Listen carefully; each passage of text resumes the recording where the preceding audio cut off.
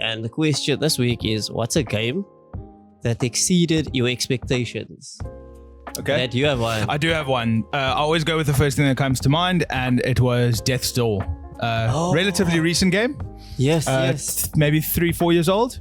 It's like an isometric 2.5D kind of slight Metroidvania, slight just adventure platformer.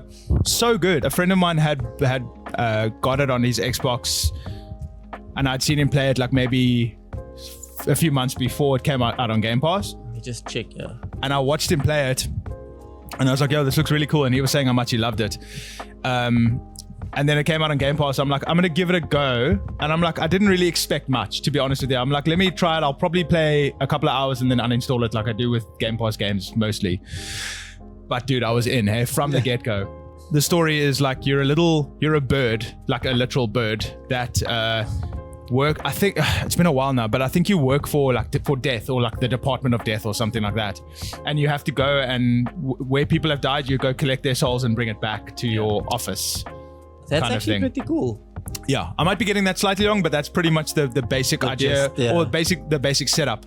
But then something happens, and then you get thrust into this massive open world. Not massive open world, but for your character, it's this massive world because you're just used to working in an office the whole day, going into collecting souls.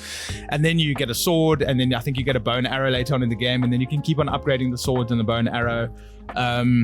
And you can travel between worlds and travel between within the little mini sandbox worlds, and it's Metroidvania in the style like, yeah, you can come back later and you've now got a double jump or a dash or something like that. But it's very, I don't want to say it's very cartoony or like for kids, because it's definitely not for kids. I mean, the subject matter is quite hectic, but it feels childlike. It feels like you're on like an adventure with this little playful sort of like aesthetic. Yeah. But it's great. The boss battles are very fun, like a lot of fun. And dude, I finished the game, and then once you finish the game, you can like go back, you get another power, and then you can go back and do even more, which you don't realize.